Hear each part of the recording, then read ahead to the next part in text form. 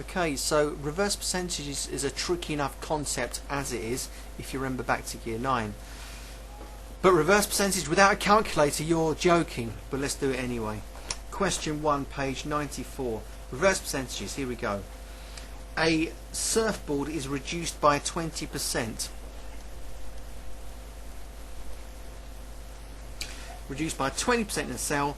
The sale price is £120. Let me guess, work out the price of the surfboard before the sale. In other words, having reduced by 20%, I'm now that. So let's have a look. If I'm now that must be 80% of what I used to be. So in other words, 80%, how should we do this then? Equals £120. I suppose if I could work out 1%, that might help. So what about 10% divided by 8? Now let's just do 1%. So 1% is going to be basically £120 divided by 80. So I'm going to go chop chop. That goes in there once, so that's going to be £1.50. Yeah, that's right. So £12 divided by £8 is £1.50. Divided by 8 is £12.50. £1.50. So that's now 100%. In other words, what it used to be is going to be £1.50 multiplied by 100 times, and therefore that's going to be £150 original price. Wonderful. That didn't hurt too much, but I really don't like doing it. A garage reduces the price of the car by 30%, so 30% down there, and the reduced price is 10,500. That's better. What was the original price of the car? Well, that means 70% is what it is now.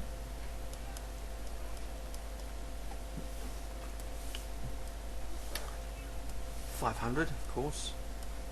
So 1% is going to be this divided by 70. Just lock that off a little bit, and then I've got to put 7s into that. Okay, quick bit of short division coming up.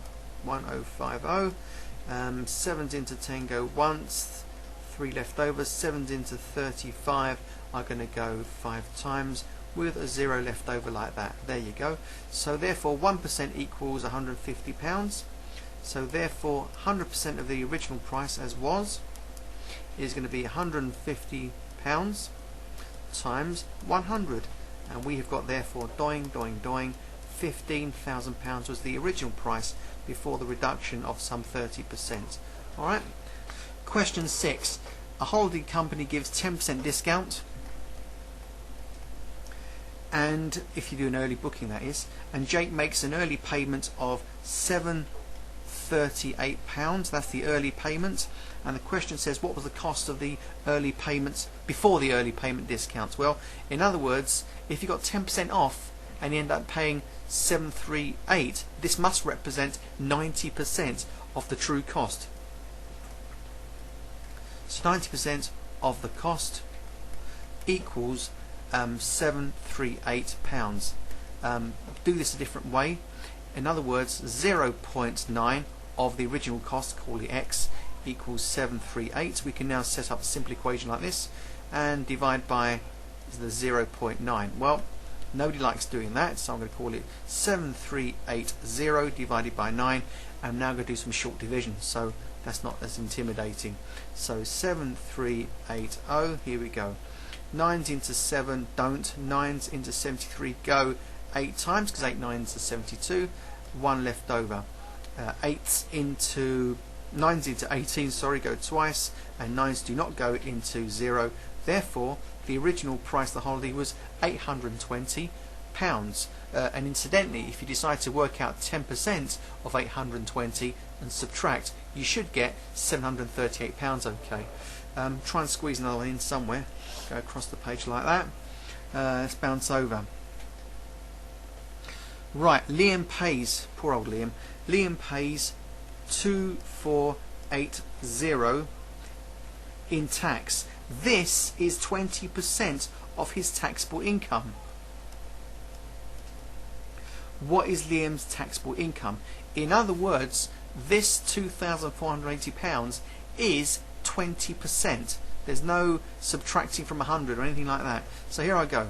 20% equals 2480, and therefore 100% of his income is going to be 5 times as much. 2480 multiplied by 5. Since I've got a calculator, let's just jump in. 5 nothings are nothing, 5 eights are 40, 5 fours are 20, plus 4, 24. 5 twos are 10, plus 2, 12. So Liam earns £12,400. Well, that's what's taxable anyway. Is that alright? That didn't hurt, did it? Number 9 looks quite nice. Let's just turn over. It's all about Maria buying a scooter. So Maria bought a scooter and then sold it for £1,650. So that's sold. Put the word sold there. At a loss of 25%. So it's a 25% loss. Right, how much did she pay for it originally? Okay, if it's a 25% loss, this must represent 75% of what she paid for it originally. Okay, so here I go. So 75% of the scooter equals 1650. There's other ways of getting to 100%, I suppose. If I go for, well, I could divide by 0.75, but that's a little bit tricky. If I go for 25%, I just divide that by 3, don't I? So 25% equals 1650 divided by 3. Just do a quick short division sum here. I'm sure there's other ways of doing it, but this will do. 3's into 16 go 5 times, 1 left over. 3's into 15 go 5 times, and 3's into 0 go nothing at all. So 25% is 550. Therefore 100% of the original price is going to be obviously 4 times as much as that. 4 times of 550. Could do that in our brains, can't we? 4 times 500 is 2,000. 4 times 50 is 200. £2,200. Again, using a different strategy. Do whatever works. Just play with the figures. Somehow get to 100% one way or the other. Let's just jump into question 10. It's the last one before it starts getting all dangerous and horrible. So question 10 will do, and let's just give it its own page, shall we? Where's that little pen gone? Righty then. Now, this looks horrific. So much to read. Gina buys a dress for £42. Well done her. Bit expensive, but anyway. The price was reduced by 30%. In other words, that 30% is accounted for in the £42 price tag. Gina wants to work out how much she has saved. She writes this down.